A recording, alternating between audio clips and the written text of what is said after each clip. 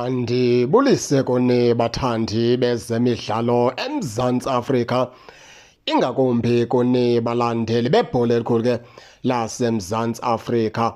Baphulaphula ke lapha siza nendaba yeKaizer Chiefs.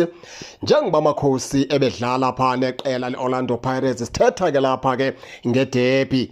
iKaizer Chiefs neOrlando Pirates sidlale 1-1 baphulaphuli.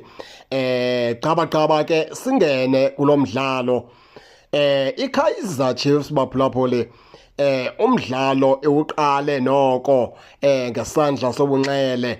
Bebekhona ukugqithiza phana pha phofu ke loo nto leyo ke yenziwe ngabaqeqeshi, ngoba awukwazi uthi zisuka emdlalweni udefende ufake i-defensive midfielder ezingaka. Laa nto kunikeza uxinzelelo lokubana njengoba ufaka abantu bamakhayo wena ngelakho uthi ufune iOrlando Pirates ingaqophozi, siyavuma ke ubafake laba bamakhayo wathathu bancedise idefender ukwenza into yokubana iOrlando Pirates ingaqophozi.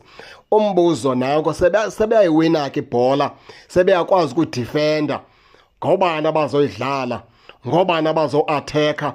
Ngobani abazokwazi babenze iKaizer Chiefs ifake inqaku? Ngobani abazovula amabala? Ewe siyavuma sosifakile ezi defenders zakho zininzi, nazi ke ziyadefenda zayiwina ibhola.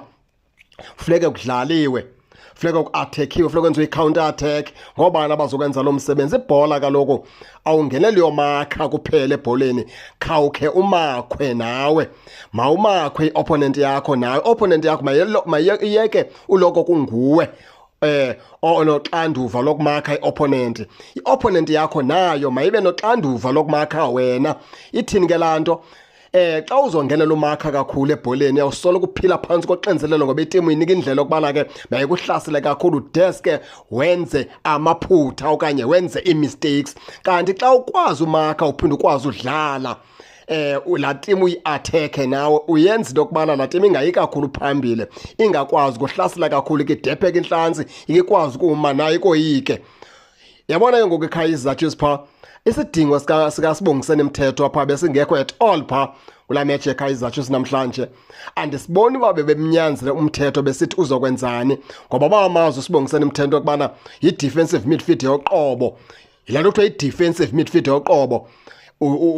Akanayo enye indlela yokudlala, kukudefenda nje kuphela kuye. Akakwazi uvula amabala, akakwazi ukwenza u-attacker, akakwazi ukubetha i-through balls, akakwazi ukumakha, ukupasa ugudi kwi-defensive, uba yi-defensive midfielder. Ke ngoku umfakela ntoni? Ngoba ukhona uLebogang Maboye, ukhona uSiphesihle Ndlovu, bazi-defensive midfielder, bayakwazi uyidlala la role idlalwa phaa ngumthetho, kodwa bona bayidlala ngcono ngoba bayakwazi no-attacker, bayakwazi nopasa, bayakwazi ke noqhusheka eza bhola zifunekayo. Umfakelane uSibongiseni Mthethwa, ngoba phaya bokumeva wafaka umduduzi Tshabalala. Uyazi uba uTshabalala uzawuncedisana noLilepo, noPulemoti, noDuba ekuhlaseleni. Uyazi ke ngoku into yokubana, and andisibona isidingo sokubana ke ubeke uSilva ebhentshini. Ukumeba uSilva umenze unumber 9 straight, enze into yokubana ii-defenders Orlando Pirates eza-centreback zombini zinga-relax, zi-end up zisenza amaphutha. Yilaa nto ndithi ke i-game plan yabaqeqeshi beqela leKaizer Chiefs ke ihambe ibashiye, ibe ngabona bazokwenza iKaizer Chiefs into yokubana ke i-end up iluza ii-games bekumele uba ayiziluzanga.